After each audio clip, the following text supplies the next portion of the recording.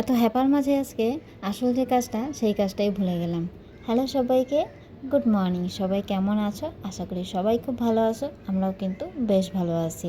রবিবারের সকালে তোমাদের সকলকে জানাই অনেক স্বাগত আমার নতুন একটা ব্লগে।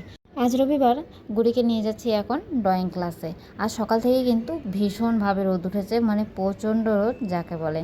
এত সকাল সকালই এতটা রোদ আর এতটা গরম, জানি না আজকে সারাদিন কী করে কাটবে। এখানে গুড়িকে সব গুছিয়ে দিয়ে আমি আজকে যাব আবার রেশনে। আজকে যেহেতু সপ্তাহের প্রায় শেষের দিকে চলে আসে, সেই জন্য আজকে রেশনটাই নিয়ে নিতে হবে। সামনের সপ্তাহে ভাবছিলাম যে রেশনটা নিব, কিন্তু যাই হোক কোনো কারণবশতে রেশনটা নেওয়া হয়নি। আর আমি যেখানে বসি ওই দেখো চেয়ারগুলোতে কিন্তু এক ফোঁটা রোদ নেই, এতটা রোদ গরম কি বলবো। সেই জন্য আজকে ওখান থেকে চলে আসলাম রেশন দোকানে। রেশন দোকানে এসে দেখছি প্রচুর ভিড়। আর ওখান থেকে একবার করে উকি দিয়ে দেখছি যে না, আমার গুড়ি কী করে, ও আবার কান্নাকাটি করছে নাকি বা কোনো কিছু। ওকে দেখে আসছি আর আমি এখানে দেখো লাইনে দাঁড়িয়ে আছি। আর এতটা রোদ গরম, মানে আমার তো একসময় এরকম মনে হলো যে না, আমার হয়তো আজকে এখানে দাঁড়িয়ে থেকেই হয়তো হার্ট অ্যাটাক হয়ে যাবে বা কোনো একটা কিছু হয়ে যাবে।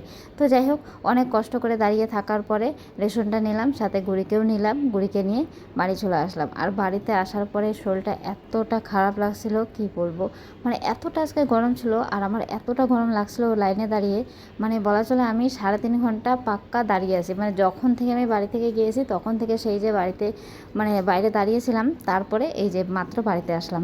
বাড়িতে আসার পরে গুড়িকে আগে দুধটা গরম করে দুধটা খাইয়ে দিলাম। বুড়িকে দুধ খাওয়ানোর পরে এদিকে আমিও বসে পড়লাম যে একটুখানি চাটা খেয়ে নিই। সকাল থেকে শরীরটা আর চলছে না, মনে হচ্ছে না এখন একটুখানি বসে রেস্ট করি, কিন্তু রেস্ট করার তো আর উপায় নেই।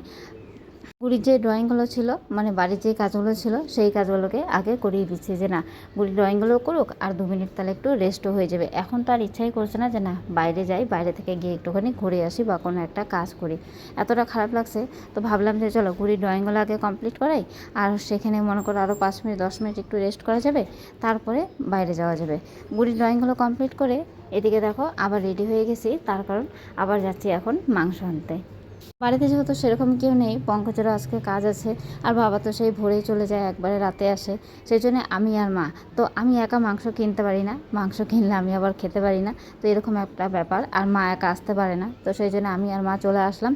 বাড়িতে ঢুকবো আর সেই সময়টাই গুড়ি দূর থেকে একটা ফুচকা কাকুকে দেখতে পেলো। আর ওই দেখে কান্নাকাটি যে না ফুচকা খাবে। আমিও ভাবলাম যে চলো আজকে অনেকটাই গরম লাগছে, তাহলে একটু ফুচকা খাওয়া যাক। সেই জন্য মাকে মাংসটা দিয়ে বাড়িতে পাঠালাম, আর এদিকে আমি আর গুড়ি চলে আসলাম ফুচকা নেওয়ার জন্য।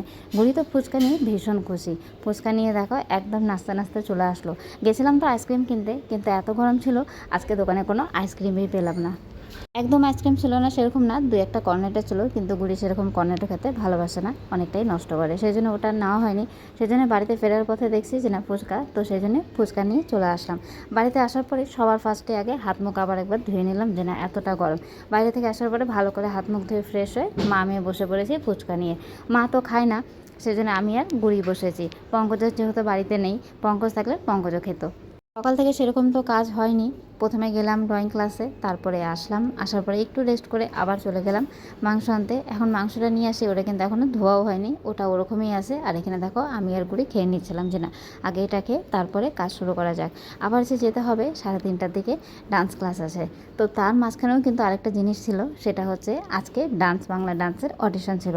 গতকাল রাতেই স্যার পাঠিয়েছিল, কিন্তু এই রেশনে গিয়ে এই 3.5 ঘন্টা লাইন দিয়ে আমার মানে মাথা থেকেই একদম বেরিয়ে গেছে যে না আজকে অডিশন আছে। 3.5 ঘন্টা রোদে দাঁড়িয়ে থাকার পরে আমার মাথা থেকে একদমই বেরিয়ে গেছে যে আজকে অডিশন ছিল। তা না হলে আমি গুড়িকে নিয়ে যেতাম।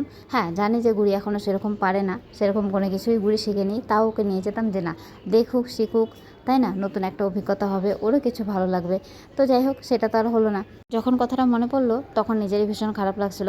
হ্যাঁ জানি যে গুড়ি সিলেক্ট হবে না, গুড়ি সেরকম এখনও কোনো কিছুই শিখেনি, গুড়ি জাস্ট শুরু করলো। তারপরেও ইচ্ছা ছিল মেয়েকে নিয়ে যাও, যে না ও দেখুক একটুখানি যে না কীরকম কী হয়। যাই হোক দেখা যাক নেক্সট টাইম কী হচ্ছে। তো খুব তাড়াতাড়ি করে কাজ বাজ শেষ করে আবার বেরিয়ে পড়েছি ডান্স ক্লাসের জন্যে। ফুচকা যখন খাই তখন বাজে হচ্ছে 12:30, আর 12:30 থেকে 3:30টার মধ্যে সমস্ত কাজ করতে হবে। এদিকে তো মাংস জোগাড় করতে করতেই প্রায় আধা ঘন্টা আমার শেষ হয়ে গেছিলো। তো অনেকটা তাড়াহুড়ো করে কাজ করে মা মেয়ে কিন্তু বেরিয়ে পড়েছে ক্লাসের জন্য।